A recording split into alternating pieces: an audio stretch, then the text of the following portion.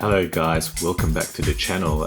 What I have for you guys today to show you is another Gshock. Yes, you recognize that hexagonal tin with the features of all Gshocks today, really. 20 bar resistance. I think that's pretty much every modern Gshock unless I'm mistaken. And then of course with the Gshock, the standard feature is shock resistance since 1983. So let's open this guy up. What do I have for you today? This is a GA-110. I've been looking to review this particular module for a while now, and I got my hands on this one for today's review.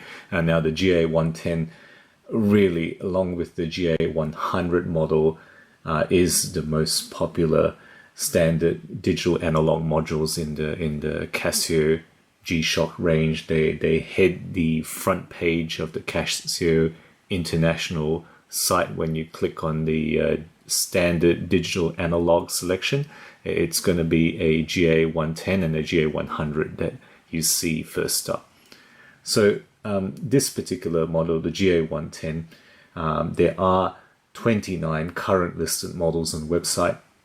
The original concept was that of an industrial feel, and I think this model still keeps that. You can see the cog-like structure of the center of those minute and hour hands, and then also the cog-like features of that speed hand on the 9 o'clock position as well. So and then they also used to do a lot of shiny metal on the hour markings as well as the hands. In this case, it's not shiny metal, but I think it keeps that original industrial feel of the GA-110 concept.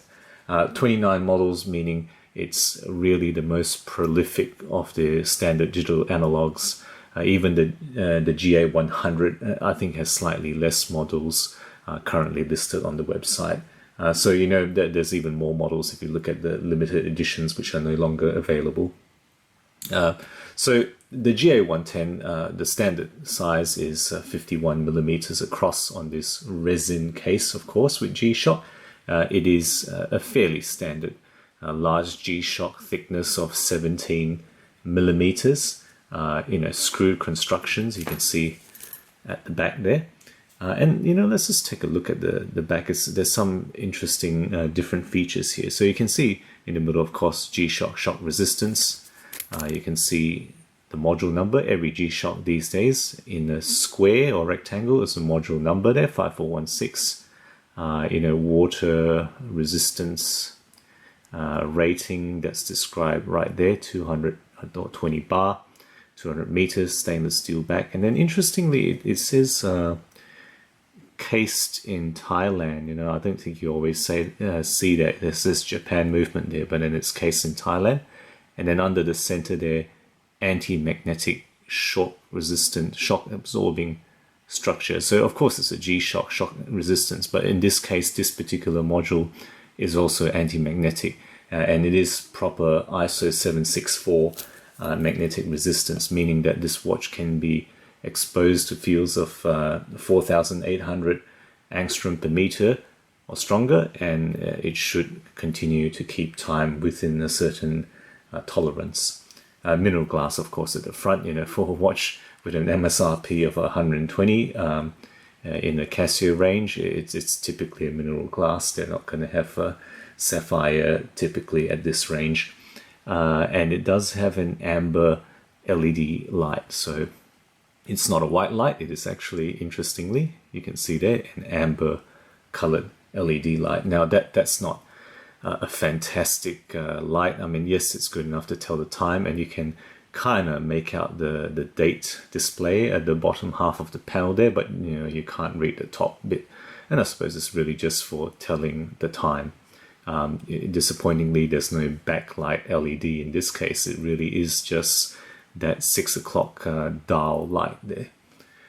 This model, so this particular model that I've chosen is the GA-110LN-2A, LN meaning layered neon. So there's a kind of a bit of a series of these ones, I think 3 or 4 different models where it's a matte, so in this case matte dark blue with really this luminous neon yellow that just pops out of the, out of that dark background, which I really fancy, which is really why I've chosen this.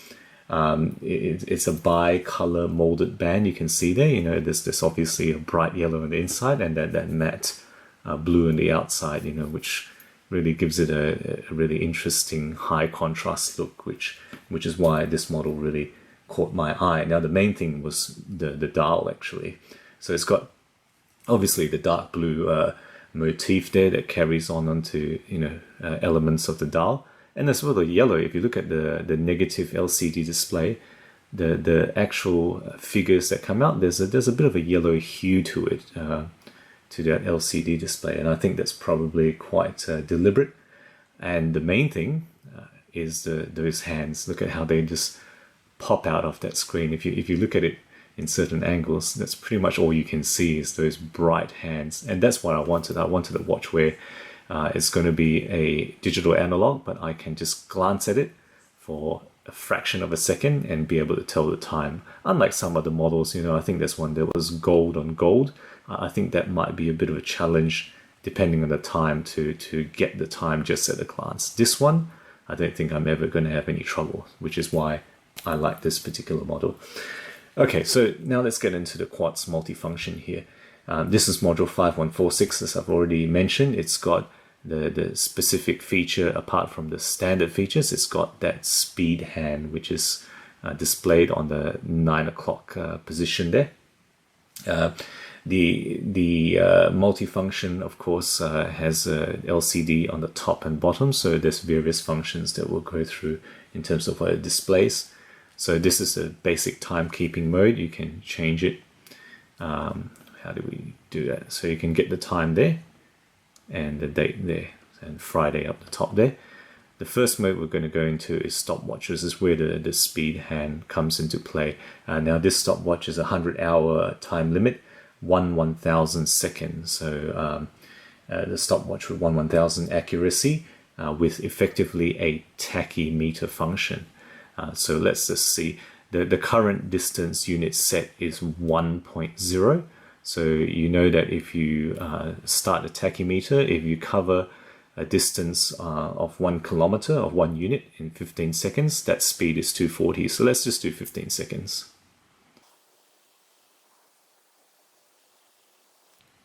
Okay, so that's roughly 15 seconds, and you can see it gives the speed reading. So up the top here, you have 2 bars there.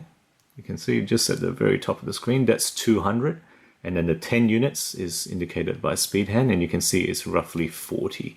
So 240. How about we try double that at 480? So that would be about 7.5 seconds. Okay, so 480, so 4 dots at the top there. And then, that speed hand, close enough to 80. It's about 70 at the moment because I haven't got it exactly at 7.5, of course, and I'm just doing it with my hand here. Okay, so that's really the tachymeter function. Now the benefit of a digital one is that you can actually change the units. So, you can see it's set at 1.0. You can make it 2 units, 2 kilometers, or half. You can actually change it if you wish. So the difference with a manual tachymeter, so for example, this one, if I did the same thing, 15 seconds for a unit would be 240 units per hour. If for example, it's half a kilometer that I'm looking at, you'd have to multiply that factor by 240, half times 240. If you covered a half a kilometer in 15 seconds, you're traveling at 120. In this case, you can actually set that factor in there without having to do the math yourself. So that's the benefit of a digital tachymeter style watch. Okay, and that's really the only function with the speed hand. It doesn't really function in any other mode. What else do we have? We have timer mode here, and now this one is a 24-hour countdown timer. It's got an auto repeat function for, I guess, certain sporting events that you might do, meaning that it'll immediately start the next round of timing after it reaches 0. All right, so just a little bit of extra there. World time. Now, world time is 48 cities, all 29 time zones available. And one fancy thing is that you can easily swap your home time with the world time at a click of a button. So you can see currently I've got Tokyo, which is an hour ahead, and to swap that time to the time that I want to be in, you just press these two buttons and it goes to the Tokyo time and swaps the home time for the world time. So I've set it to Singapore because there's no Perth here. Singapore is, I guess, the closest city with the right time zone, and you can swap it back and it takes me back to Singapore time. So that's an easy way to swap your time zone without having to go through too much setting buttons here. Next, we have 5 alarms with a snooze function. Fairly standard, nothing special about that. And then we're back to timekeeping mode. So that's really all the functions of this particular module. A nice sport function with the tachymeter style there. And the strap is resin. We've already gone through that.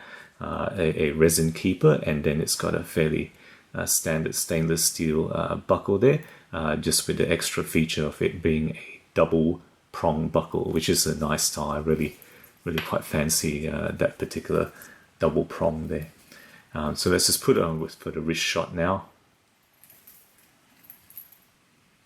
And there we have the GA-110 on the wrist, 51 millimeters, but because it's a Gshock, really, that's the maximum measure. The dial is smaller considerably. So, I think for me, it actually wears fairly reasonable. Certainly, look at that yellow. It really just pops.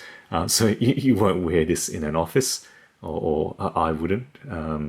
But it's such a nice, sporty look for a very casual, eye-popping look, really. I like the colors of this particular layered neon model. Okay, so coming down to the overall thoughts. What do I like about this? Well, it's a Gshock. It's got the toughness, it's got the resin case, it's got the shock resistance. It is a Gshock, and on top of that, it's got magnetic resistance. Really, it's feature packed on a budget. You can get this for, I think, probably 100 US or less on Amazon or one of the online retailers if you're in the United States. Overseas, you might have to pay a bit more depending on where you are. But, for that price, you're getting a lot of features, and particularly with this model, you're getting the sport tachymeter speed measuring function, which is really quite a nice little addition. And you're getting a very, very popular design. Now, the GA-100 may be slightly more popular, a bit more exposure, but I think this is pretty close second, I reckon, just from what I've seen. And with the asymmetric design of the dial, certainly this is the one that I prefer over the GA-100.